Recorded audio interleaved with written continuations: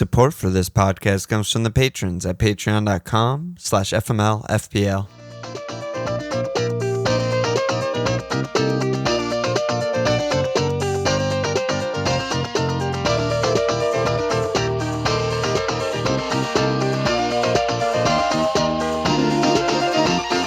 Oh, fucking K! Welcome to Will Be on the Lawn.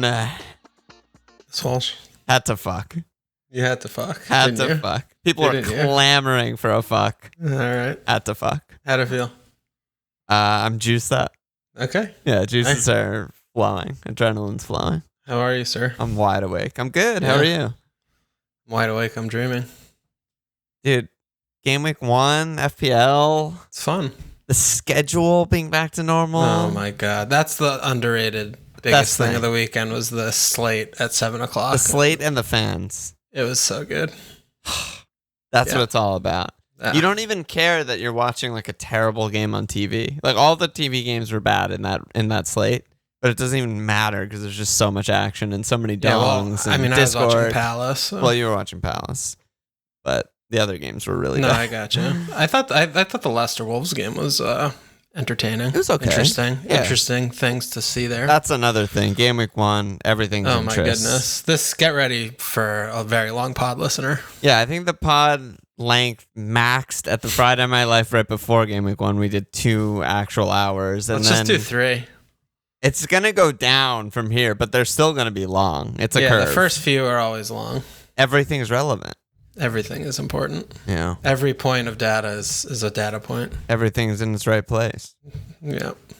We had a little Radiohead action. Yesterday, I woke up sucking a lemon or something. How'd you do, dude? I 93. Feel pretty good in terms of that point total. 900, 911. Never forget. Yeah. 911K. Rank. Never forget K.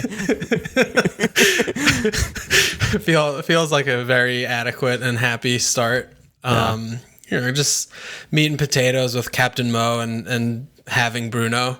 I was talking to Lauren, my lovely wife, about just I feel like we're sort of a little bit evolving of just not doing really dumb shit, at least at the beginning. Us. Me and you. Yeah. Because we didn't spend 3 minutes talking about not having either of those players. Yeah, I know. And that was obviously correct after 1 week of data. Yeah. And then I got the Shimmy Cass and Trent and Antonio got me points. I got the Luke Ayling goal off the bench. Thank you, Veltman, for being a close contactor. And then it blanks. All my fun guys blanked, but whatever. 93. Sort of the theme of the weekend, I would say, is template. Template is unstoppable, and everyone else didn't do much. It's the same for me. I mean, my points are all the same guys. Yeah. Ben Rama instead of Antonio, but otherwise it's just Captain Mo, Bruno, Trent Ayling. I didn't have Sim. Yeah. And that was basically the difference between our 2 teams. Yeah. I mean, how about Ayling for both of us coming off the bench after his first goal of hero. 4,000 minutes of his fucking prem? He dongs a worldie, and we're just it happened. I was in hindsight, so upset about it because we would have been celebrating it so much more if we knew it was in our team. We didn't know. Yeah, he was on our bench. I was like, oh, whatever. Fucking, of course, Ayling scores his 1 goal of his life when he's on our bench. And then that was a nice thing, though. Even afterwards, it was they still conceded 5. So, whatever. I still started the right guy. It felt like it. And then the team sheets come out. Yeah. Veltmanian on the squad. But I was on 90. So I'm at 1.1 mil. Perfectly reasonable start to the season. Yeah. All right. My strikers combined for 1 shot. Don't like that, but they didn't have 0 shots. They have 37 more games. So let me shout out to the prize league leaders, mug league leaders for August so far. Is it bad that we don't say our teams though? I don't understand if people want to know that. Yeah, I always forget. I mean, we post our teams before the deadline. But I don't have Twitter, so how could we expect listeners to have Twitter? Run through your team really quick. So I stuck with Bachman in goal. I have Simcast, Trent, Ayling, Veltman, Hoover at defense, and then my midfield is Jack the Lad, Grealish, Mo, Bruno, Zaha, and then up top I have Bamford, Jim, and Antonio. Yeah. That's what I went into the battle with. Bobby Sanchez at the back. My defenders are Trent in 4-4-5s. I've triple Brighton with Webster, Veltman, Ayling, White. And then Bruno, Mane, Benrahma, 4-5, Gilmore on the bench, and then Toney, Bamford up top and a non-playing third forward. Yeah. Okay. He'll go to this. Ivan Toney, not Antonio. Ivan Toney, yeah. I knew we need like a nickname for him because I can't just say Toney because that means too many it is things. Confusing. Yeah. Tony to me means Martial. Yeah, me too. All right, we'll sort that out. But Ivan is Bruno. Ivanovic. Yeah. Yeah. So we're in trouble. Maybe we could, we'll figure that out. Okay, we'll get it. Something will come. Get something. Something will come. Always does. Always does. So 3-way tie for first place in the Mug League after game week 1 at 122 points. Pole position for the first mug of the season. Christy Ray, a.k.a. Tio, a.k.a. Chucky, a.k.a. the Trenta Toads. Bench boosted 18 points into his team. Ben Monkman, a.k.a. the Seagull, Trawler, Sardine, Triple Cap Mo. And Cameron Spanner in the works, a.k.a. Span Dinkles, also triple captain Mo. You need a chip. Those are some Discord contributors right there. Good job. I mean, apparently you need to use chips to win mugs these days. It's just too competitive. I mean, of course you do. There's like 7,000 people in the fucking league. I don't know. I'm 338th. I was like, I'm having a decent week. And I'm like, wow, I'm not on the first fucking 30 pages. Yeah, of course you're not. And then shout out to the leader of the FML field, Public League, Jimbo Murphy, a.k.a. Gross Point Blank. I'm 139, Triple Cap Mo, and just that's it. The rest of his team is just God tier. His only blanker is Bob Sanchez. Yeah, good for you. Good job by him.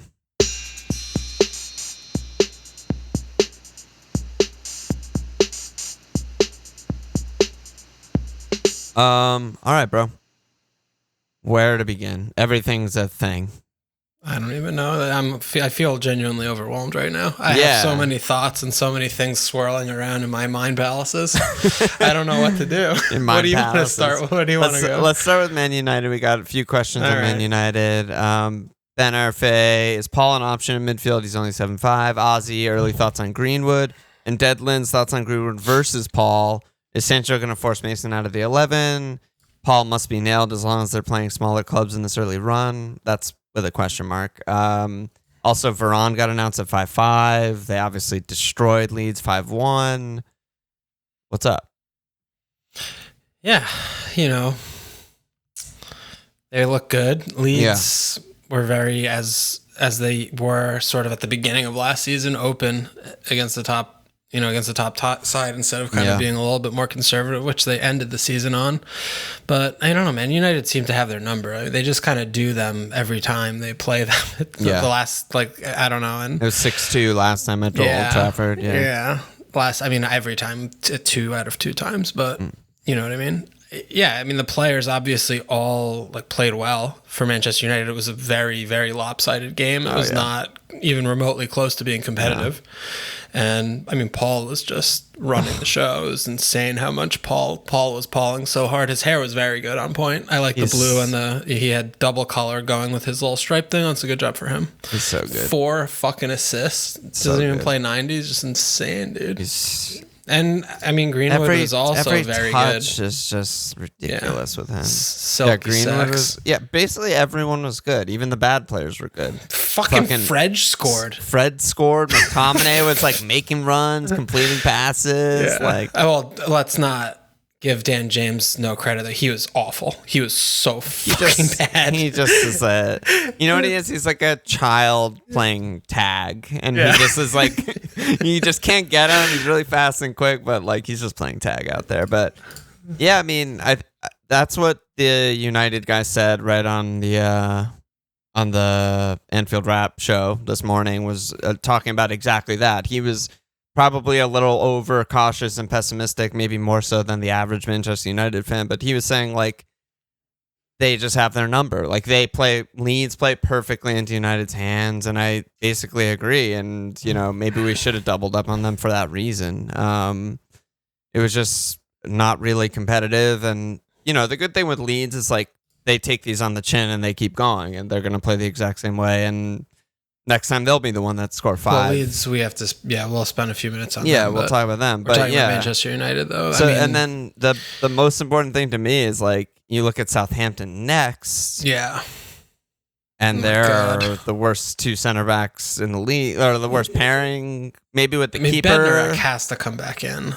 They could triangle of their center backs and the keeper. Their spine is, yeah. I mean, Romeo is okay, but I mean, how about Bruno? He fucking open play hat trick. Are you kidding me? He was unreal. It was like the best game I've ever seen him play from a fantasy perspective. He was playing like it's auxiliary striker kind of. Yeah, he made more striker runs than Greenwood did. Genuinely. He was down the middle. It was insane. His position was insane. It was nuts. Yeah, one of the things I was thinking about when I was watching that Bruno performance was like, obviously the third goal, world class, insane fucking worldy. The other ones are just like scrappy fucking grinder goals, and that's what he does, man. That's just what he does. If you're in the right areas enough times and do that enough times, you get the points.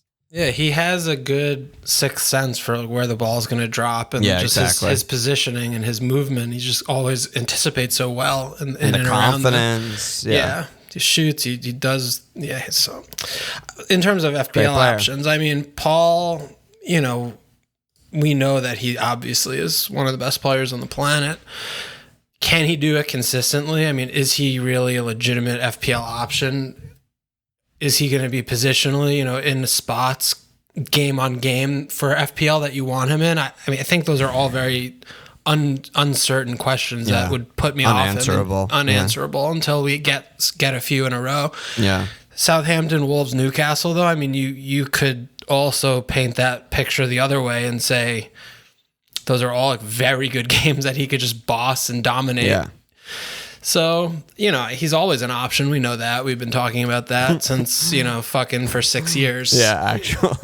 I definitely like him more than Greenwood just because I think that the minutes for Greenwood are still, Martial came off the bench, Sancho came in. Yeah. I just don't know that he's going to be playing that consistently. He's still so young, and I mean, he has tendencies to kind of go invisible, even though I thought he was exceptional against Leeds. I thought he was very, very good. Yeah. But I still, I don't know. I mean, I think they're both okay for right now, but if I'm buying, I don't know if I'm buying either. What do you think? I'm just so sketched out by the minutes and the personnel and just the amount of guys they have. Like, I don't know what about Paul would make him scream out like he's my left winger for Leeds, but not my left winger for Southampton or whatever that decision may be. But I also feel equally unconfident that like I can't predict that. The answer to that. Like, I would never say Dan James is in my team, but he plays every Leeds game. Like there's little things that I just feel like are so out of our control. And honestly, like the best thing might be a full rotation. That might be the best thing for the team. If you have guys who are roughly the same level and, get some minutes in Cavani, get some minutes in Toney and whatever. So I feel a little bit sketched out to go there, but if there was just Cavani's coming back. Yeah, if there was just anyone else nailed in the attack other than Bruno. Sancho is the answer to that. It's just a matter of when. I mean, it could be now. Like he could just start. He could start Southampton. Played 15 minutes. Yeah, but he's 9.5, which is very expensive. So yeah. I think that Greenwood's definitely you hold if you have him, obviously, and when Paul Cavani is back, price rose. Yeah. And when Cavani's back, I mean, that's the thing. One thing with Paul is the minutes aren't really in question. Like when he's fit, he plays, and if he wants a move, he better like get his fucking shit together, right? So that people are going to be willing to spend, $400K wages that he's going to be asking for, right? So he definitely has that incentive, and that seems like a kind of a Paul thing. And I mean, yeah. So I don't know. I think it's all a bit fucked. What about 67% owned Luke Shaw? 1 point. Get absolutely fucked, everybody, for having Luke Shaw. Like, whatever. He didn't do much. It was fine. Yeah, fine. The yellow card felt great. Felt like a fucking goal. Loved it. Loved it. It did feel like a goal. Someone just typed like Luke Mustard in the Discord and was just like, get it. I mean, when Adam Armstrong scores this weekend, it will feel just as good. Can't wait. You think Lindelof's going to keep Varane out of the team with that worldy assist? So, I mean, Leeds, they were missing Calvin Phillips. Holy shit, they were fucking disgusting. I literally wrote the words on the sheet that I'm reading from right now that says Calvin shape hole. Yeah, Calvin shaped hole. So ridiculously bad. Like United XG, they overperformed, but it felt like they could have scored more when you're watching the actual game, because anytime they long balled it forward or threw ball down the middle, it felt like it came off and they got through and they got behind all the time. Yeah. I mean, the performance from Leeds was kind of shocking. Individual performers, Rafinha was very bad. So Harrison, bad. I mean, I just don't think Harrison's good, but he was very bad. Yeah, but Click was worse. Click's always bad. Rodrigo gets hooked at halftime. He could have got hooked at fucking 20 minutes. He was so disgusting. And my love, Meslier, was absolutely diabolical too. He probably could have saved a couple of those goals, and his distribution that Aiden kept pointing out was awful. Absolutely terrible. Yeah. A lot of the goals were him giveaway or long ball inaccurate. Then United came back and scored. Yeah, I'm worried about Bamford and Rodrigo coexisting. I don't think he can play them if they're playing any team that's decent. Right. Together. Like Rodrigo doesn't give him enough work, you think? Yeah, they just don't coexist well. I just think it was there were a lot of guys missing though too, like Dallas shouldn't be left back. It should be he should. Dallas, Rodrigo, and Calvin midfield is a lot different, Yeah. And I mean Click needs to be he is their Millie to me. He's so bad. Every time he's fucking playing, they're bad. Like he's bad and slow and behind everything and out of position. He's like counterattacks are right because he's fucking in the wrong place. I want to clarify it's Milivojevic, not Milner, so everyone's not raging right now. No. Oh god, yeah. I despise him. I despise watching Click play. Yeah, no. I hate everything about him. But yeah, Leeds in general, I mean, they'll be fine. They'll probably be fine. I'm still like, whatever. Bamford's, he never Bamford I thought was great. I mean, he was doing everything he always does and is supposed to do. Right. Everyone around him was disgusting. Yeah, and he just didn't have many opportunities. They played a better team and they got destroyed, and that happens. Yeah. All right. Let's get off this game. What else we got? We got some Chelsea questions. You watched that game closely. Aunt Martha back in action said Chalobah ? And then Jeff Dean said there seem to be so many good forwards that aren't premium. Does it make sense to wait on Lukaku for now, given his fixtures and those cheaper options? And okay, well, I mean, none of these are really Chelsea questions. They're more like macro strategy questions. Let's do the Lukaku one because I think that's a good question. I mean, he's 11.5. For now, obviously, it's wait and see. He hasn't played a minute yet. I don't think he'll start against Arsenal, but he'll probably get some minutes and then maybe start against Liverpool would be my guess. Okay. I mean, he's a world-class player. He's going to be incredible. Is he going to be enough? Is he going to force our hand that we're going to have to change our structure and make one of these seemingly for now good 7.5, 8 forwards into him? Unknown. I mean, we're one week in, the answer would be no, right? Antonio hauled, Callum scored, Dings gets a pen. All of these guys fucking scored and returned. But, a few blanks later, we might be tempted to go there. It's just keep an eye on it for now. That's it. Yeah, we're also helped out a lot by their fixture run. I mean, they play, I mean, at Arsenal's actually a fucking good fixture, but they have Liverpool, Villa, Spurs, Man City in the next 5. Yeah. It's not a very good run, so he's going to have time to bet in and get minutes in his legs. But, I mean, one thing that we do know is he's a 200-point player. Yeah. I mean, he's 11.5.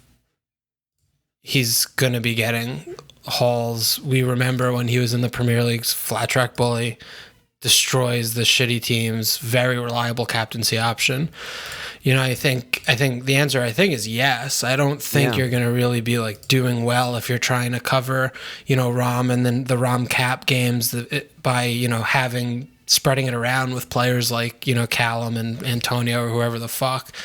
11.5 is expensive, but there are also so many good budget players right now that we're looking at emerging already just through one game. So I think it's not going to be too difficult to have Mo, Bruno, and Rom, in your team. Yeah. I mean, I already have that structure. So yeah, and you have Trent. Like, so you basically, that's just a double swap for you. It's an easy job, easy game. So on the other related point, I mean, if Kane plays for Spurs or if Kane plays for Man City or if Kane plays for fucking whoever, he's also going to be a massive factor, you know? So there's just so many, there's so many good players, you know, Kev is around the corner. There's room. Kev is going to be out for a while. Oh yeah. Wow. 78 minutes. Yeah. Yeah. So, you know, you gotta, the Peppening and the Jackening and the Keving. But yeah, it's like it might be the type of season where we're jumping around premiums for cap hauls or something, and it's gonna be the cap haul. It seems like it because like you said, Rom home, you know, insert bottom 5 team, banker. Norwich or whatever. Yeah, Mo, Bruno, we know what they do. Kane, we know what he does. Like it's just seen it. I think one thing, you know, Norwich, Brentford. I mean, Watford were good, but, you know, the golf and quality of, like, the top 4 to, you know, when they play those, like, shitty-ass teams that you can kind of predict. Southampton definitely look like that kind Newcastle. of team. Honestly, I think Burnley are in there now. Like, they're on a steady decline. Yeah, they have been, but, you know, it's going to just, as it usually is, but maybe even more pronounced this year is, you know, got to hit cap. It's going to be the cap. Cap's going to be the big thing. Yeah. Nothing revolutionary there, but I think Rom's going to be a good hooker. Yeah. 11-5. I mean, he's just so good. Him. He's so good. Unlike Kane, who's I love to hate. Yeah, I love to not own and get fucked by it. But as for Chelsea and Chalobah and whatnot, I mean, that was not their team. You know, they have a frightening amount of good players and can only play 11 of them at a time. Yeah. FPL wise, it might end up being that like Rom is the only pick. That wouldn't surprise me. I'm sure there's going to be a defender or two that you'll be able to reliably pick. Only attacker, I meant. Yeah. Yeah, I think I would definitely. I mean, especially when Ziyech comes back. Yeah. Like Kai, Werner's just he was doing the same shit. It was just nothing's different there. Yeah. But yeah, no, I think Rom definitely is going to be.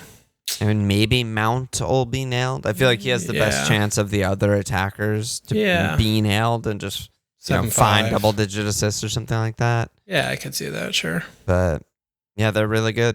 Yeah. And yeah. Okay. Got some Everton questions as well. Just running through these. We got Wary Painter said, thoughts on Everton? Mainly Dean, DCL, and Rich. They have a good fixture run after a decent performance, or was it just Southampton being bad? Hazza said, as a Dean owner, I didn't really like what I saw. Everton have wingers now. He seems to be overlapping less. What do you think of that 5.5 price defensive price point? And Villa Luke said, what can we take from the Everton assets in Game Week 1? Dean seemed the only real option going into Game Week 1. Have thoughts changed now? So they did a good job. I don't take a single thing from this game. Why not? Southampton are a fucking shock to me. Yeah. They're so bad. It's just kind of laughable. I mean, watching... That might be my best shout from like preseason was me just looking at their squad and being like, what the fuck is this? Like Gineppo, I mean, the center backs and the goalkeeper are just... Stevens, we know who Stevens is. I don't know what... Bednarik, I hope to fucking God he just was like not fit enough or not match fit to play because, I mean, if he actually thinks Jack Stevens better than him, we have problems. But Salisu, I think, might be really, really, really, really bad. I just think he's either not ready or he's just nowhere near good enough because he does dumb fucking shit. How about him on the Rich goal? Yeah, like he just does dumb ass fucking shit. Maybe head the ball away or something. I don't know. Yeah, I did. I mean, I like the Armstrong Che combo. Looked like they can be working with some sauce, but in general, just defensively, this is just shocking. It's shocking. Bad. It's just, and he's he's going to do the 4-2-2-2-2 thing like forever until for time memoriam. Yeah, until he gets fired. Yeah, basically. But it's worrying. I think that's my bigger takeaway.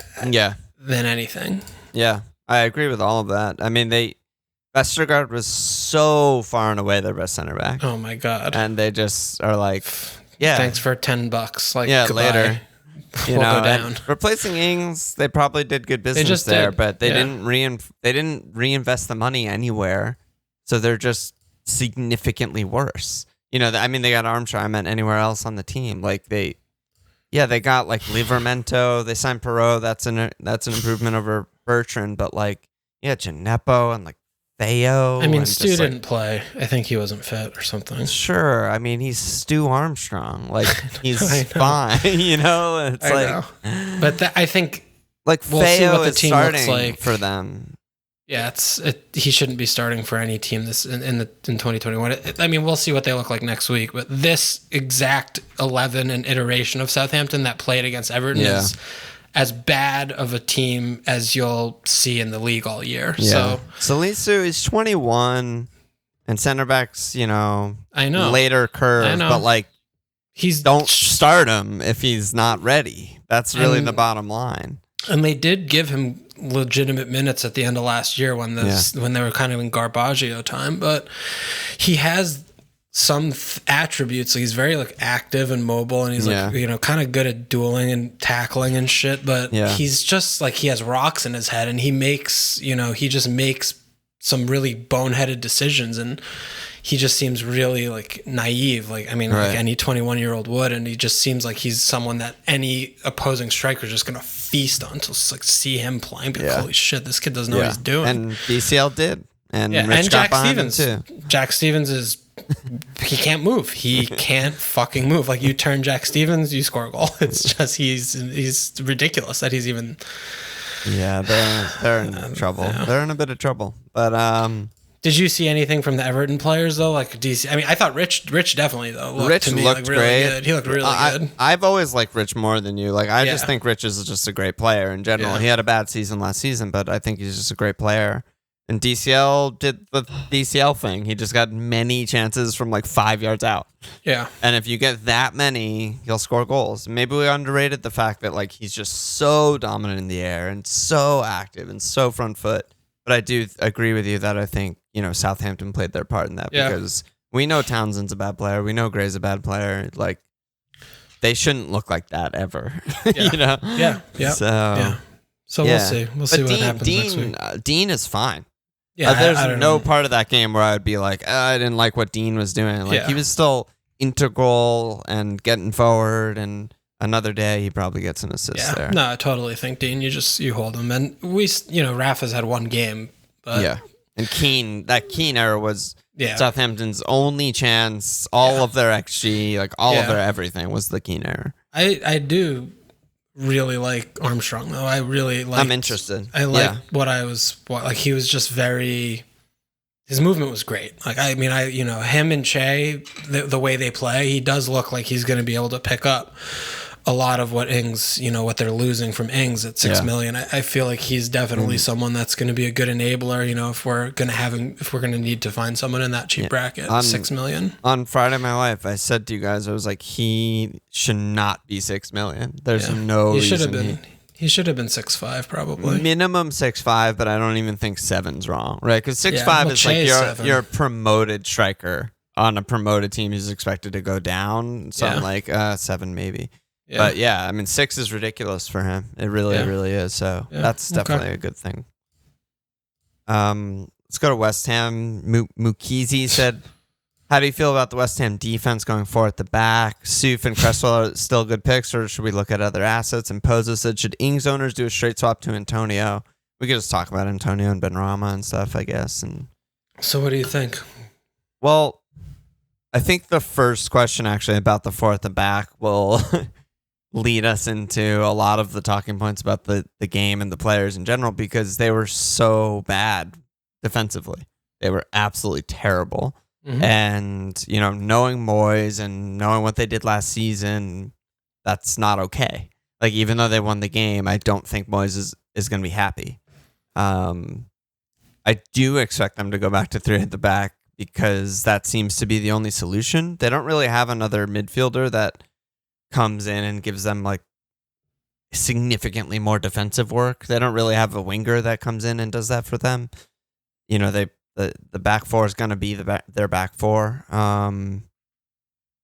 So until they change to the back five, which I do expect eventually, I don't want to rely on clean sheets. That said, I still think Cresswell showed us why he's worth more than Soufal. And, maybe he shouldn't get the goal there, but he just does everything. So the corner delivery is ridiculous. They're just on a dime, really on a head every single time. Yeah. And, whether they get, plus or minus 10 clean sheets or whatever, he's going to get a bunch of assists and attacking returns, and he's just really good. Mm-hmm.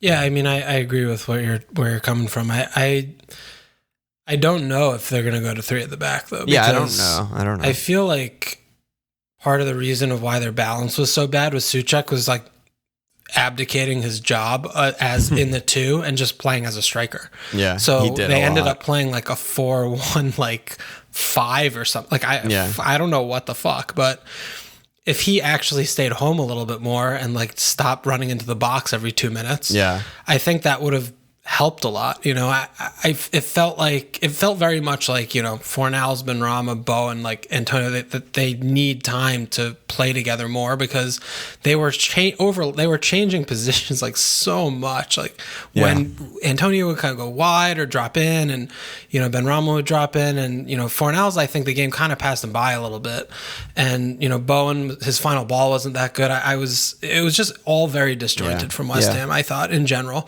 and because of that, it was wide open. But I do believe that a 2 of Souček and Rice could work. I think it should work. Yeah. Yeah, and in just both of their player qualities and attributes, they should be able to do fine there. And if Fornals, we know his work rate, he can help out a little bit more.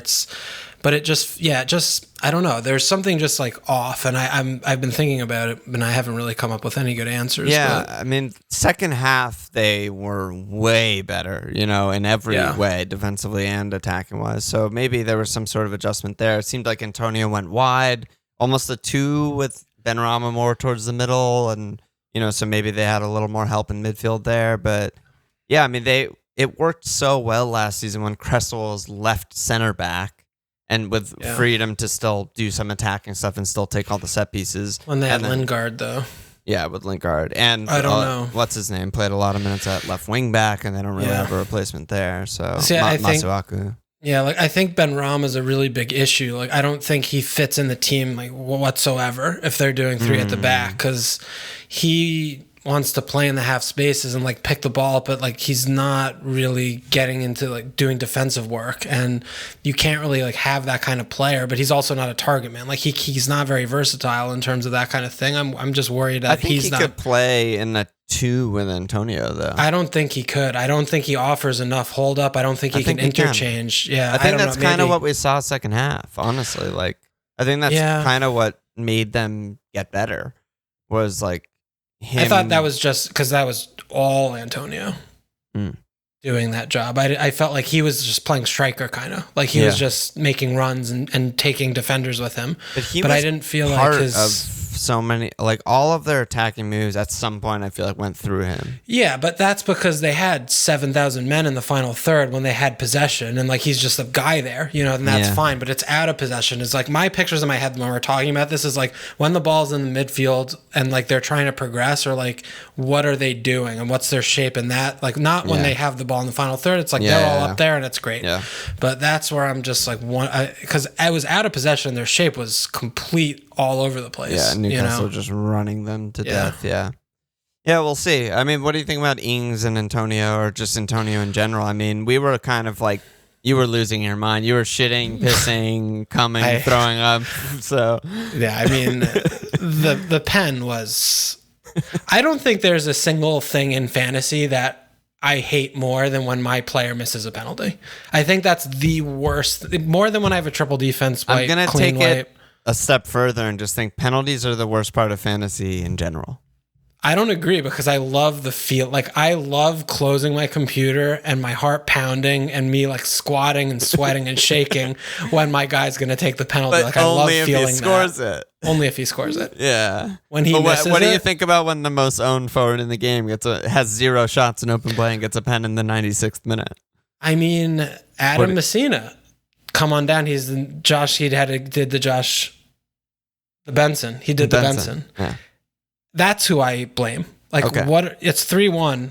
Why are you doing that? That Sticking was your entire League 2. That was non-league football challenge. That was League 2. It wasn't League 2. I mean, that's where I go there. I mean, bad picks get points all the time. I know. Ings, but it's just that's hurt, the thing. Though, it hurt. That hurt obviously, but. Where did we start here? The penalty. Antonio, I don't even know what the Antonio fucking pissed me off so much that whole game. Holy shit! Like I thought he'd be playing striker. He was not playing. Benrahma was playing striker. Second half, yeah, definitely. Benrahma is playing out of position striker. Antonio's fucking doing that shit that he does that's so good in real life, but really bad, not really good in fantasy, of playing like wing, decoy, like running blind to channels, like pulling. But in the end, you got the points, Yeah. I mean, he's just is there countering at the end of the game and scores a goal, so. I mean, it's just the thing with him is his work rate is just out of control. And when he's fit, he's not near a 7-5 player is really the bottom line to me. He's just an actual beast. It doesn't really matter that much where he plays because he's just so involved, and he also has learned how to, like Bruno we were talking about. He's kind of like he anticipates really well. He gets into good spots, and I mean he definitely looks like he's going to be continuing to get points. But I was ready to fucking transfer him out at halftime. Let's not make any mistakes about that. Cause I wanted to kill myself when Callum scored, and I was like, oh my god. Oh yeah, I know. That moment was like, why don't we have Callum? Why don't we have Ings? Like, why is the world the worst thing ever? And then Benrahma and Antonio got a lot of points. I mean, Ings was obviously the result was very frustrating, but we were 1,000,000% spot on with Villa. Villa needing time, and Watkins was out, and they got absolutely destroyed by Watford. Destroyed, and it wasn't close. And Ings getting bailed out, bad pick, getting points. You hate to see that, obviously. Yeah. Yep. And it was a nice pen. And again, honestly, I had Bachmann. They already conceded.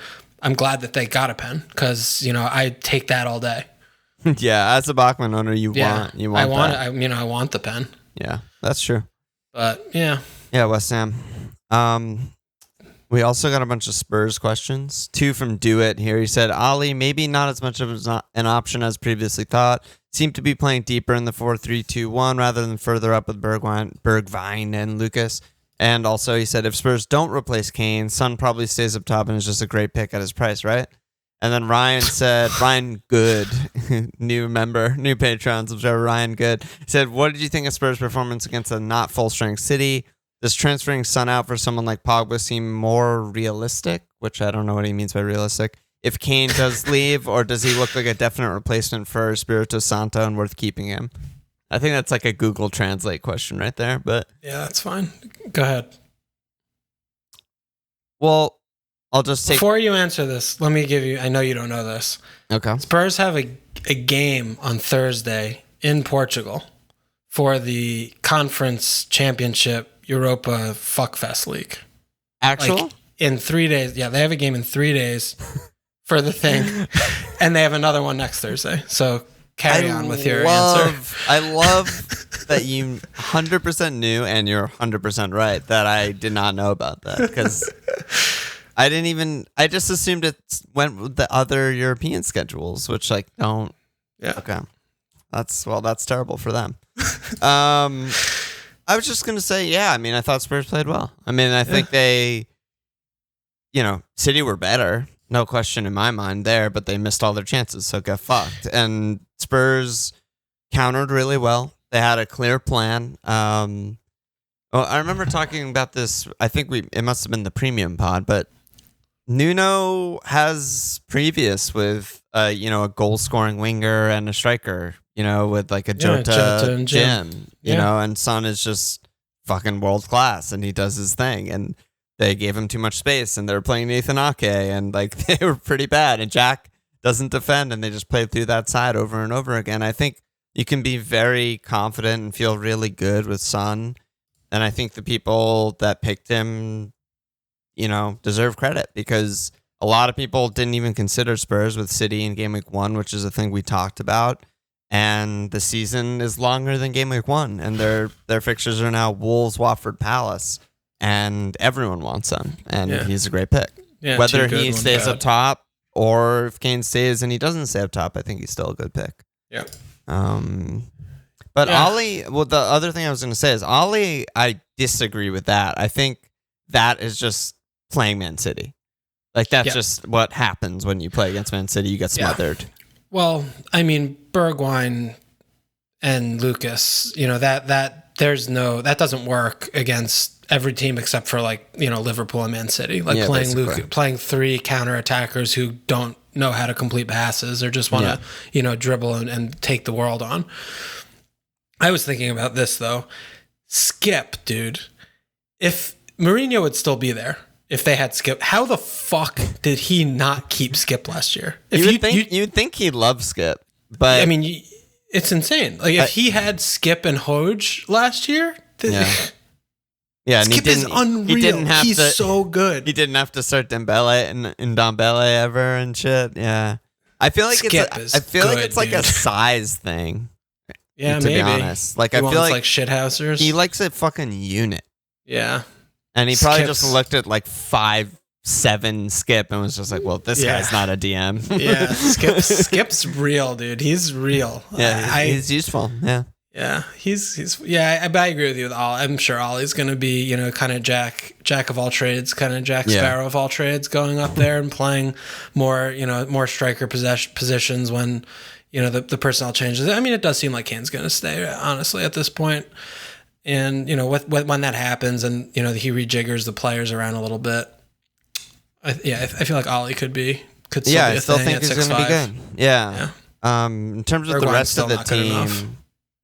Yeah, I still don't feel like I know who's going to start at center back. I don't know who the right back is. Regs and Lloris are the only ones that I know are going to start. And it was really upsetting to me to watch how Taylor officiating the bald fuck, right? Yeah, Anthony Taylor, how he was refereeing that Tanganga situation. I mean, he should have had a yellow card on like the 10th minute. Yeah, it was just really like irresponsible because he obviously wanted to have them finish 11 on 11 or whatever. Like he didn't want to like make a story of that. But the big game or whatever. The player was not playing defense, like footballing defense. He was not doing that for any minutes. He was just, beating the shit out of Raz. Yeah, he was beating the shit out of whoever, Jack or Raz, whoever was coming near him. He was just kicking them or throwing them to the ground. Yeah, and I mean, you could talk about Nous and he was reading the situation that he could get away with it, so he just kept doing. He didn't even get a yellow card the whole game. Did not get a yellow card in the game. Insane. That was really upsetting to me because if you put him on a yellow after 15 minutes, we might be having a different conversation today. Yeah. I think that's good. One thing that I don't know, I didn't really look at like the stats or anything to back this up, but I felt like Spurs were way too easily playing through Jack's side. Like all of their buildup was, a little Tanganga, Hoj, Skip just going wide right, and there was just infinity space. And Thunshot was talking about it in Discord. Like Raz was deeper than Jack for a lot of the whenever time. Spurs were attacking because Jack wasn't tracking back and Raz was doing that work for him. And I was just like, Pep's not gonna be happy about that. Yeah, no, I mean he's gonna have to work out the balance a little bit more and realize who's gonna have to play where and who's gonna have to cover for whom. I think that all of those things are a little bit. I don't see it the same way. I think that Mendy was the biggest problem. I think Mendy had... And Ake.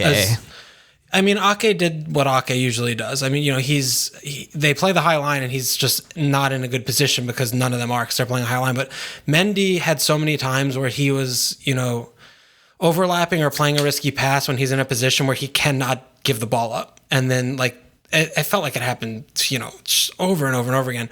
He's not good enough. It's really unfortunate that his decline. Sad career. Yeah, very sad. Yeah, it's really career, sad. I mean, honestly. His decline has been so rapid, but he's just so fucking nowhere remotely close to near the level for that position of what he's asking of him.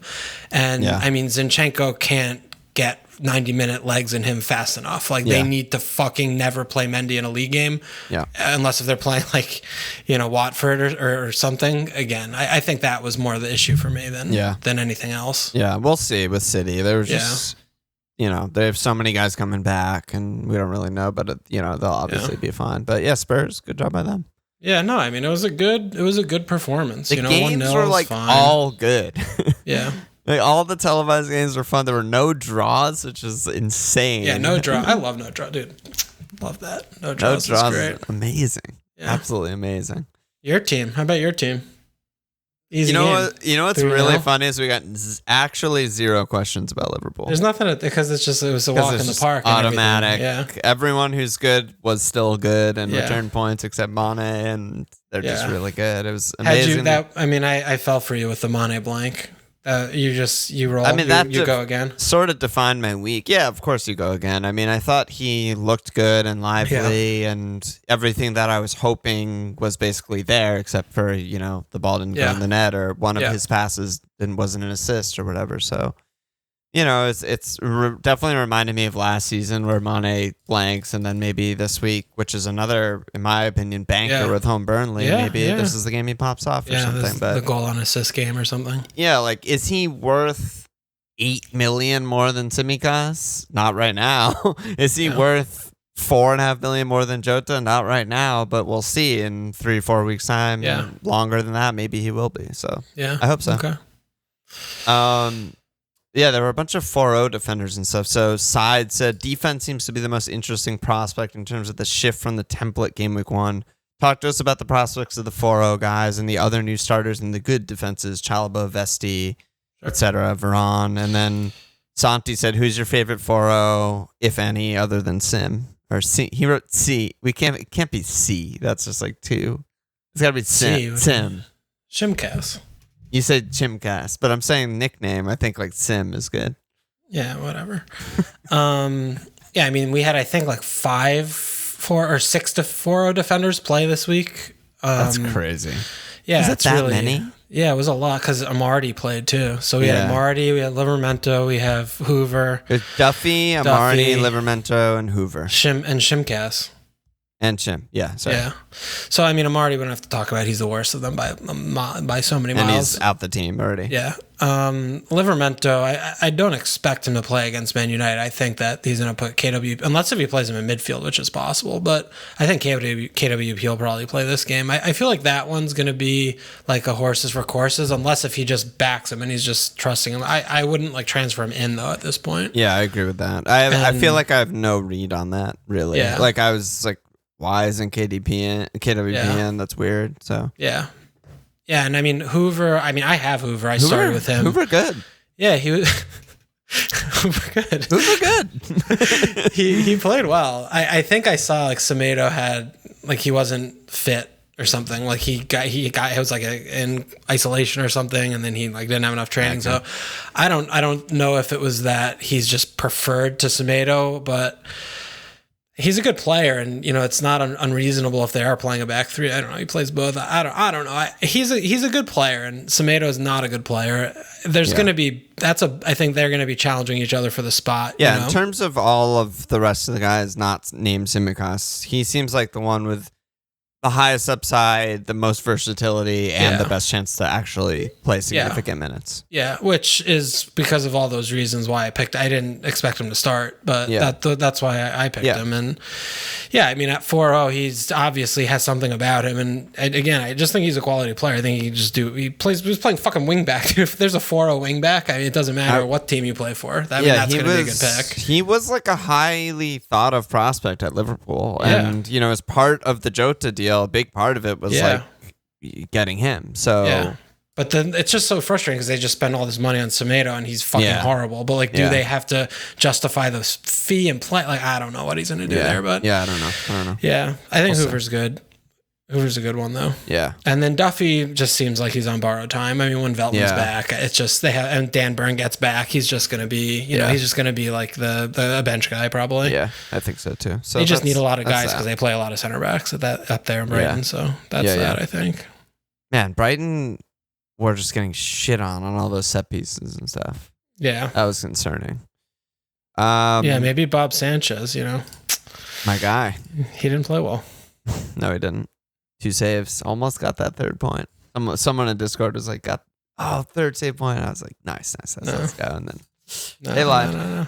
Any other specific teams you want to talk about, or should I just run through these additional questions? Well, I think the one, I'm just looking through the slate, and the one thing we didn't mention at all, which is, kind of bad job by us. We're almost on 50 minutes.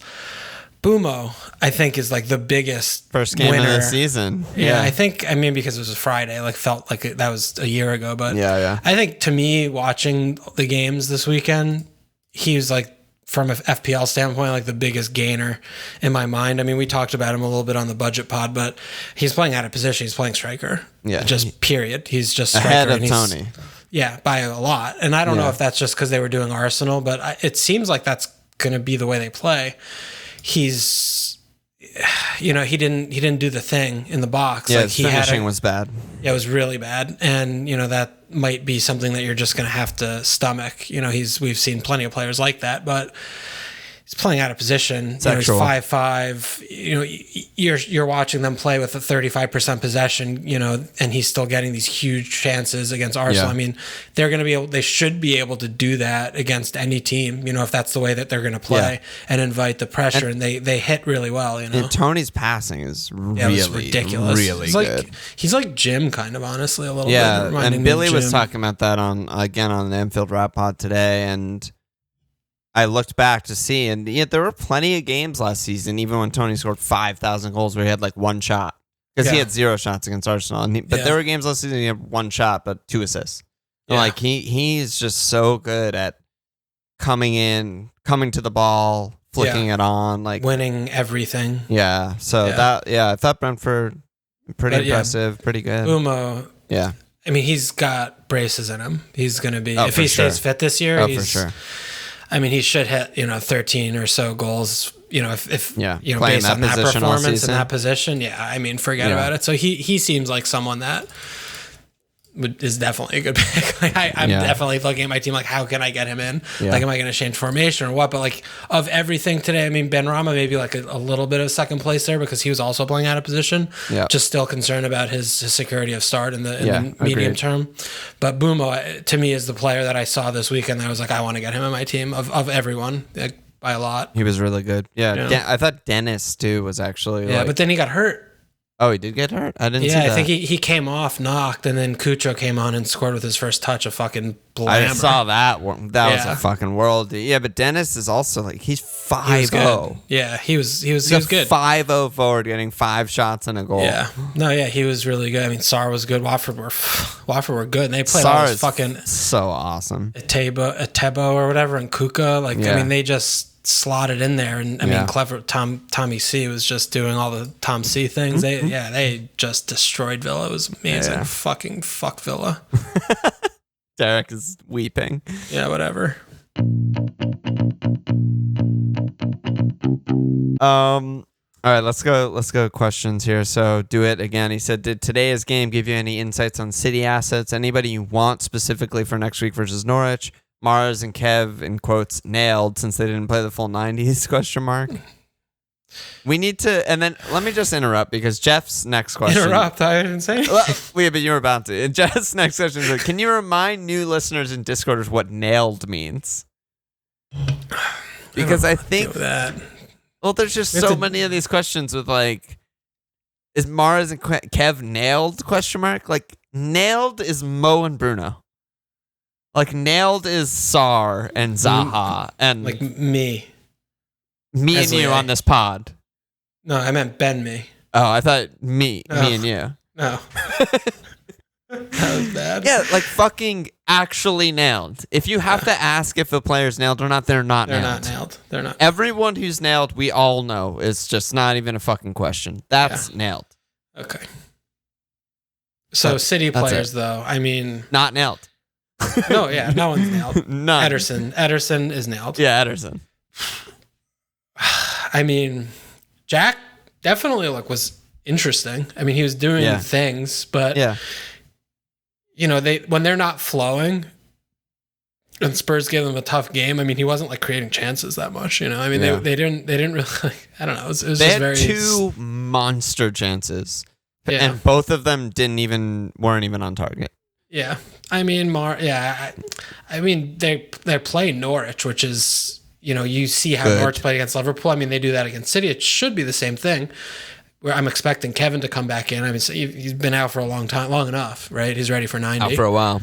Yeah, out for a while, ready for 90. Can't so feel his face. I mean, I'm sure like Bill's gonna come in, Rodrigo's gonna come in. So probably give Dino a break, and we'll see. Gundo might be hurt, which is actually significant because that might mean Jack / Kev like more of a chance to get in there. Yeah, if he's actually hurt, but we won't. I mean, you can't be looking at the City like player page in FPL and saying like I'm going to transfer someone in right now, really. And I wouldn't captain any of them even if I already owned them because they might not start. Yeah. So I agree. Yeah, you just hold your Jacks and your Mahrezes if you own them, and even Torres probably you just hold. And just pray they fucking start, and if they do start, there's a really good chance they get points. Yeah, I mean, I still want to just hold Jack for a while, but I don't know if I'm going to be able to do that. Yeah, we'll see. I don't know. I mean, if he just gets me like an assist against Norwich and looks, and plays, I'll be like, all right, I can calm down a little bit. But, when I'm looking around at my team and I'm thinking about, what buttons am I going to click? He's, on my mind. Yeah. He's got a target on What his do you back. think, though? Do you think that, am I being, how I am with Jack, though? I'm a little bit nuts about Jack. Do you think he looked fine from a fantasy perspective? Like he's going to just get points by running into them? Not really. Yeah, like he could just be a peripheral like progressor and getting fouled and just not getting points. Yeah, that's kind of how it felt to me because he was playing like 8. He wasn't playing. He was playing. Wing. Yeah, he was. He wasn't really in the box that much. He had like one good shot. He would like get in the box, but it wasn't like leading to chances. He was just on the ball and then recycling it or whatever. And he was offering a lot though. Like when there were overlaps, like he was getting player. But he was getting into like central, like good positions when the ball was like on the right or when it would break down. Like I did notice him in and around, like more in like goal scoring positions than I remember when he was with Villa. But yeah, there was one thing that Double Pivot said like on that exactly, which is like Villa, you never see that stuff because he was never not on the ball. Right. When Gundo, his breakout last season was all off ball. Right. It was never like dribbling in and scoring. It was just, he just showed up 6-yard box goal. Yeah. We don't know, and we haven't seen Jack actually do that ever. Even for England, he comes on, he just has the ball the whole time. Yeah. So that's like a TBD sort of like if he can like develop that or has that in him already, or Pep can teach him that. He's gonna fucking dong. Like, because I thought because I was basically watching him. You were man marking him with your eyes. Yeah, I thought he did that like many times, and I was like very encouraged by that because I was like, okay, well, he's in the box, he's trying to, peel off the defenders when the other guy's coming in with dribbling to just be available as an option. And I don't know, I do kind of I just like believe in his quality more than anything. Like I've been saying, I mean, that's why I start with him. Is just that I feel like he's just gonna, I don't know, but it would have been. If he was doing that shit, then he'll probably get there. I mean, he's also only. I mean, he's 8. It's still not that much. No, it's not that much. 8's really not that much. It's just obviously game week 1, like the knee jerkiness is at an all time high, and you see like. Everyone's bringing in Paul and fucking Ben Rama and shit. And it's tempting. Yeah. Okay. Mishka said, what's your take on Palace and Zaha for the upcoming game weeks? Yeah. That was a tough one. I mean, I was really encouraged by the performance because I think like what Vieira was trying to have us do, like I see how we could grow into it. We were trying to keep the ball on the floor. We were trying to build possession and pass out from the back, and we were trying to win the ball up high and play on the front foot. The 11 that we were playing was just shocking. Yeah. And Mateta is like, that's probably the last start he's going to get for a while. Like he showed why Roy never picked him. He was so out of his depth. Like we were playing with 10 men. And I mean, I hate to kill the kid. I mean, he's a child and he's, going to go back to Mainz next year, but he was a big problem because we needed him to come in and drop in more and help and win a battle. And he just couldn't, he couldn't keep the ball. And IU was so bad, like being asked to do he doesn't fit. Like he's going to really, really struggle this season, I think, under Vieira, because the position that he's asking over there is more, being able to pass, and he just can't do that. He just wants to dribble and receive the ball to feet and shoot or something like in the final third. He's just like, I don't know. So you think it's a 4-4-2 basically, right? It was like IU right wing. We switched after, like, Wilf was playing on the right for a while. Okay. And then we switched at one point to like more of a 3, and IU was just IU was playing like where Townsend used to play. Yeah. And he just like couldn't do anything. It's not he for was him. He was helpless. And Riedeval, just the game completely passed him by. He didn't do anything. And Maka was trying to do the job of like 4 men, and Schlupp was very bad. So we had a lot of, and Wilf was also bad. We had a lot of like bad individual performers. No, it was bad. Like Maka was good. Wilf struggled. But once we put on Anderson and we moved Kuyate into midfield and we put Benteke on, we were like, okay, like this is the thing, Gahey is an unbelievable player.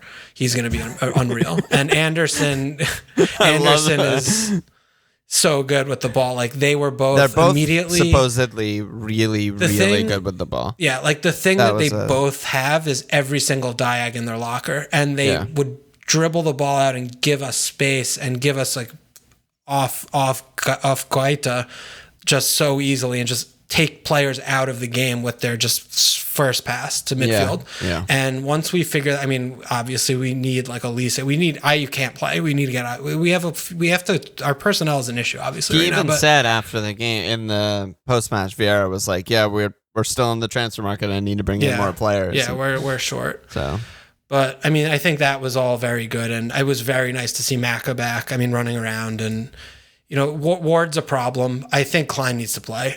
Ward can't pass. He just can't pass. Like he doesn't know how to pass and offer. And he's so nervous on the ball because he's like that. He's still that like step slow, and it's just a big issue. Like he just wants to hoof it, and we're not doing that anymore. Right. And he's just a nightmare waiting to happen. I think Klein is a much better ball player than him. I think Klein would definitely be able to fit in here. Klein's issue is he just doesn't have the motor. Like Ward has the motor. He can run up and down the fucking flank for 500 minutes, not fast, but he'll play defense. But Klein can't get back, and I don't know. I think Klein will be better over there.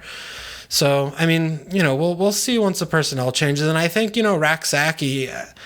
You can't tell me that IU is going to be giving us a better performance than him. He's a kid that he was playing with our under 23s last year. Yeah, we got him from Chelsea's. He was with Chelsea's academy, and he was like one of our best academy players last year. He's young, he's very lively, he's just like a very active player, and maybe he might get more opportunities while we have Elise and Eze both out. We need that winger that can do a little bit more and offer a little bit more. So I don't know. I'm still hopeful. Like I think that we're going to be Chelsea's fine. also ridiculous. At Stamford Bridge game week 1, it's like you should get Chelsea. fucked. Yeah. So Brentford's going to be hopefully we have like 4. We make like 4 changes from Guaita was also one of the worst games I've ever seen. Elise is hurt. Is he hurt? Yeah, he has a back injury. He's been hurt. He was hurt when we bought him. Yeah. He hasn't trained once. Maybe he could be Nathan Ferguson. I don't know. Yeah, because that was like when you guys bought him, I was like, cool. He's right wing. Like that's exciting and good. Yeah. Hopefully he's back soon, but we'll see. Brentford's going to be an interesting game because they're going to give us the ball, so we're going to be able to do the things more. So we'll see if how it looks. It should be a way different game. It should be way. Anderson's going to be playing. Kuyate is going to be. I don't know what he's going to do in the midfield. Benteke is going to play, obviously. So it should be a lot better. I'm expecting a win against Brentford. Wow. Yeah, you heard it here first. Yep. I just feel like I fireside chatted or something right there. That was a good job by you on the Palaces. Yeah, man, Palace. I've been thinking about Palace so much. Have you thought about FML? CPL? It's our new Palace pod. Stop that. Jay Bird said, is there any question where the answer has dramatically changed from pre to post game week 1? Are there any answers? Any questions that were... Any questions? Yeah. Dramatically changed? I don't know. Well, what would an example be? I have no idea. Like Ben White's good? He's not. I don't know. Pinnock, best center back in the league. Pinnock's good. What do you think about Brentford with the defense? I don't know. That game was such a mess. Arsenal's team was such a mess. My brother smartly picked Raya as his keeper, so he's off to a good start. Yeah, well, that was an obvious pick. Good job by my brother there. No, I don't really think that anything like that. If there were a good answer to this, I hope that we're just covering it by just talking about shit, because it's too hard to think on the spot of something like that. I'm sure there are at least a few things, but I don't know, man. That's too tough. SK said, which teams looked fit and ready? Which teams looked sluggish? Yeah. Well, Norwich, the COVIDs. The COVIDs were not kind to them. No, not kind to them at all. Huffing and puffing, dude. Yeah. They were fucking cooked. Yeah. So that's a thing. They were goosed. Honestly, Villa. I thought they very, very bad. Just looked like their defense was so. Like the defensive players are good, and Emmy was so good last year, but they still did concede a lot of shots and stuff, and Emmy was just so good that that's why he got 100 million points. But they were just like all fucking over the place. Do you know what really I was thinking about? Buendia? Like a week before fucking game week 1, he was in like 27% of teams or something. Yeah. And then he got flagged and everyone got rid of him. 5.4% now. That's so annoying. He was on Norwich again. He just had no impact he just didn't do anything. Like, that's so annoying.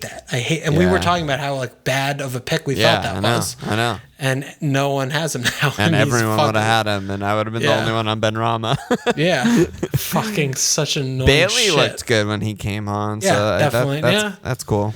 Yeah, that could be a good like pressure release valve kind of player. Yeah. No, he was exciting. I'm trying to think who else. Like the balance. I mean, they need fucking Doug Luiz back so. Nakamba's horrific. He's not good enough. He's just not. He's not good enough. He should be in the championship or something. He needs to go. He just shouldn't be playing. Ramsey was good when he came on. Yeah, he was brilliant. Yeah. Who else was sluggish? I mean, I don't know.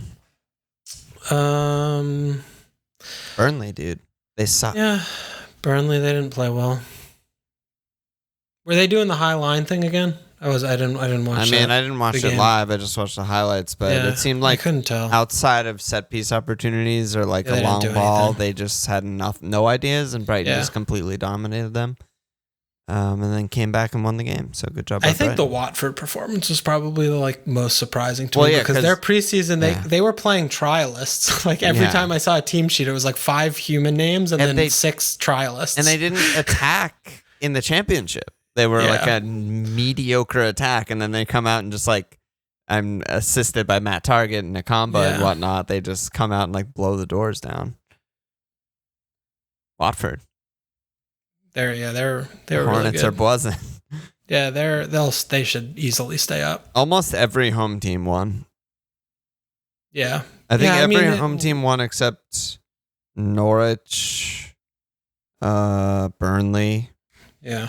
And is that it? Newcastle as well. And Newcastle, that's it.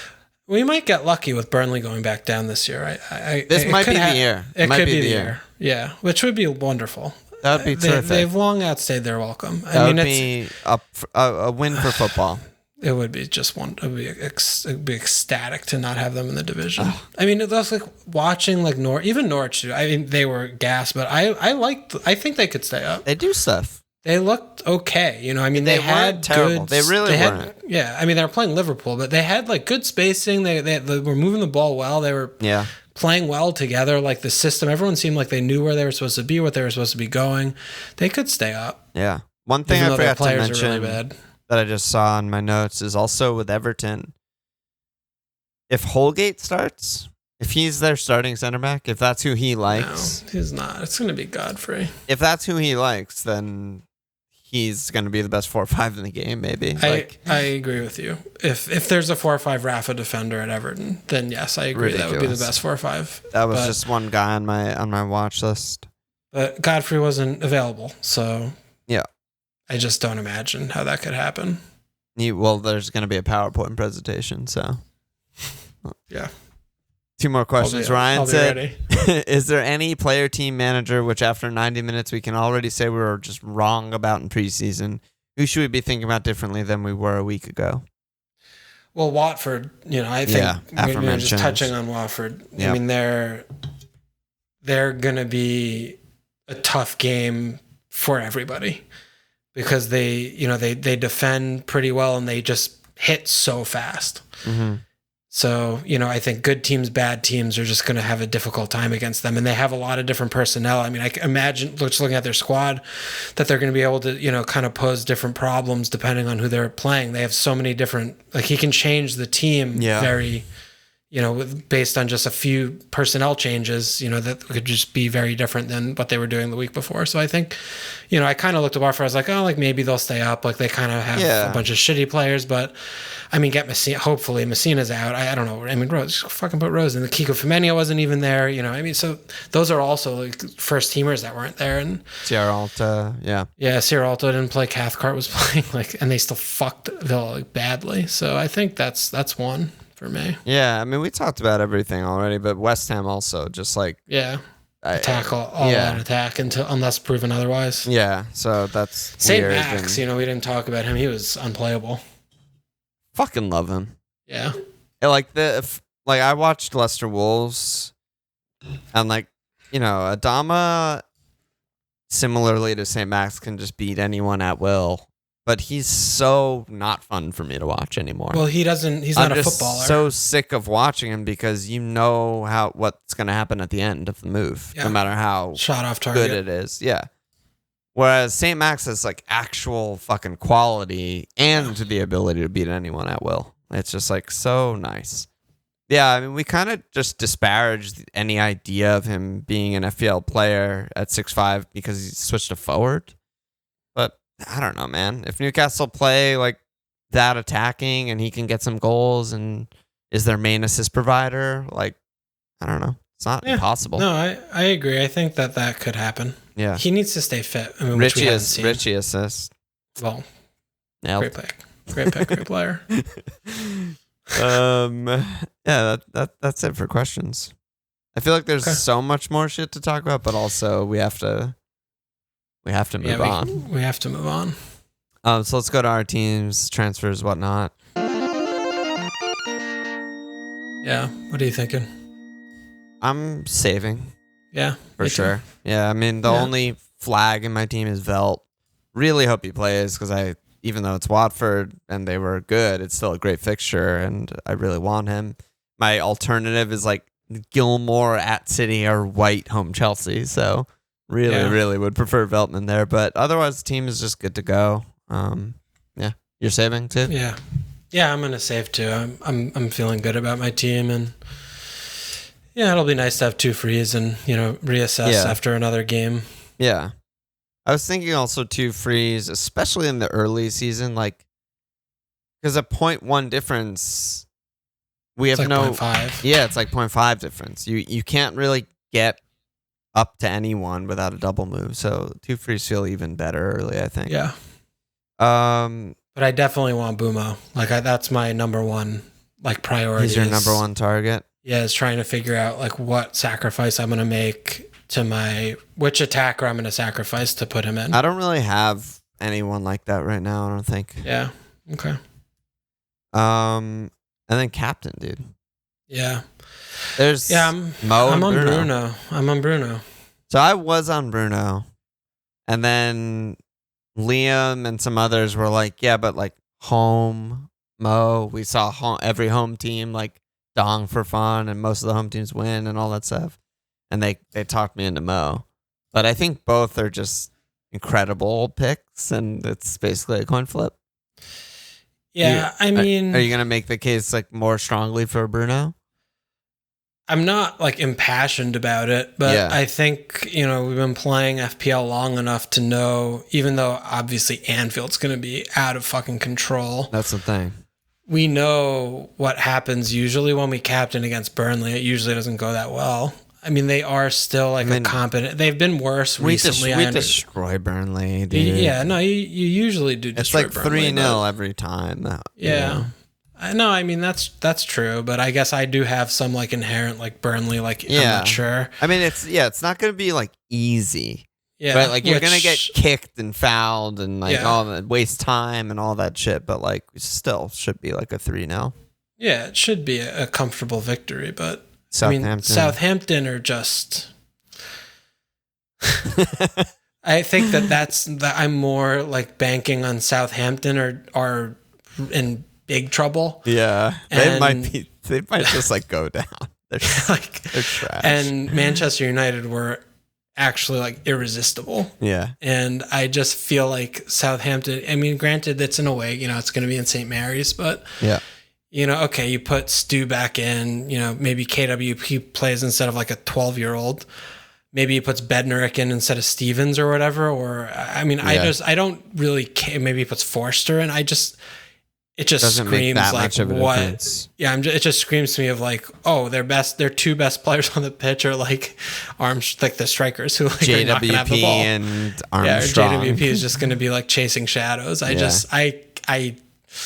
think that has a better chance of just being like an actual hiding than Burnley, I feel like. So, and not to mention Bruno, just, hat trick, like actual hat trick in open play and was playing out of control. So, I mean, Mo was out of control as well. I mean, they got 9-0'd last season. Yeah. I just feel like Southampton's the kind of like heads could drop and it could be like, oh, yeah, yikes. That's the allure of Southampton is right there to me. Well, because it also reminds me down, they also try and win, like rightfully so, points wise, but bad for fantasy. Like try and get the game back, like try and get a goal back, try and equalize, get a point. But Southampton, dude, there's something in their like DNA when they're getting fucked, it's just all over. They get more. It reminds me a lot of when you captained Timo last year, early doors against Southampton, which felt very similar. I love captaining against Southampton. Yeah, no, I know you did. This felt similar. I captained Jack against them too. Yeah, for a massive haul. And he scored like 17 or something. Yeah. Fuck. Yeah, you're talking me back into Bruno. Yeah, it just feels, and I do think Mo is like the chalk pick. I think home Burnley, like their home, like that's where most people are going to go. Great picks. They're both great picks. I just feel like you're talking me into Southampton. That was where my initial read was just like South fucking Hampton, dude. Yeah, like, after watching Southampton, I was like, holy shit. Salisu. Yeah. Bruno making the same exact runs that he made against Leeds with Salisu trying to cover. And I mean, Burnley, don't forget, their best player is their goalkeeper. Yeah, Pope. Yeah, Southampton. He could just stand on his head. Yeah. Southampton don't have a goalkeeper, so I don't know, man. I just feel like that's where I'm gonna go. You made a great case. That's where I'm gonna go this week. I'm not like 1,000,000% like confident about it. When I looked at the fixtures before the game started, before Liverpool and Manchester United played, I was like, oh, probably Captain Mo because it's like home Burnley. Yeah. But then when the things happened, I was like, nah. Southampton are a fucking mess. Yeah, they're a mess. That's the theme of the pod this week. Yeah, they're bad. They're very bad. Moving on. Is there anyone else, I guess, before we move on? Well, I mean, I guess City of Norwich. Yeah, but I mean, such you a could. ridiculous punt. Yeah, you could, but it does feel like a ridiculous punt. And there's really no one else that I would consider capping. I mean, you could do like Mane, if you just want to. Yeah, sorry. Other Liverpool or United players, Yeah, you could do Greenwood, Paul, Trent, Mane, Jota, but there's risk involved. Trent's actually interesting. Yeah. Clean feels really Very, sturdy. very good. Yeah. Even though Wood's back. I didn't I didn't think he would play. Yeah, he played. Yeah. So moving on, beginning of the season, dude. X-hope is high, X-belief is high. The grind, the ultimate darkness of FPL has not set in yet. For that reason, we have an absolute fuck ton of Patreon signups this week. Oh, wow. Okay. So the anuses need to be slapped. Thank you for everyone who signed up. See everyone in Discord if we haven't already. The Patreon pods will continue. very late on Thursday night / very early on Friday mornings, New York time. And I'm going to read a lot of names right now. Nick Golden, Kitsana Panya, Jake Jarvis, James, Daniel Mays, Tosin Adesegha, FPL Lost, Alan West, Soon Balogun. Oh, Balogun. Prash, Samuel Libby, Daniel Briggs, Mucci, Seb Whaling, Max Barrow, Jorge Artiega, Garrett Santiago Paz, Soham Mal, Elliot Jones, Laura Fitzgerald, Adam Lindbergh, Garrett Anderson, Nosferatu Zod, Krister Wulseth, Hannes Bjartmar, Peter D, Alex Pari, Jonathan Keller, Stephen Bailey, Billy Gould, Thomas Freeman, Marty C, Noah Mara, Sean, Adrian Diamantis, Lukey Meyer, Darcy Corbett, Oscar Sinnaby, Timmy Tuna, Sean Doyle, Orhan Turgu, Groby Jones, James Kelly, Christopher Gertson, Rob Procunier, Jack, Nick Thompson, David Flynn, Ryan Good, Mitch Bork, and Robert Hames Holder. Get the fuck out there! Let's go! Slap the ass, dude. Yeah. We should get more than that every month, every week. I agree. Yeah. Well, we're only halfway through the month, so we might get more. Yeah, you're right. Okay. Holy shit. Welcome. Thank you for signing up. Good job by everyone. It's fun having new friends, you know? I know. We got I see a new question or a new, someone has a new opinion. I'm Uncle like, Martha, hey, are you new? yeah. And we don't do fucking ball shaving advertisements. Yeah, speaking of that, the Manscaped one. No, not doing ads. Great way to be. Great way to live. That's it, dude. I think we did it. It's not even that long, honestly. Yeah. It's not crazy. Oh my god.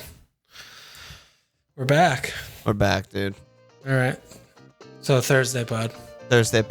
Any last words? Right. I'll see you tomorrow. Check us out at FMLField.com. Follow us on Twitter at FMLField, sports, patreon.com /FMLField. Subscribe, rate, review, and cheers.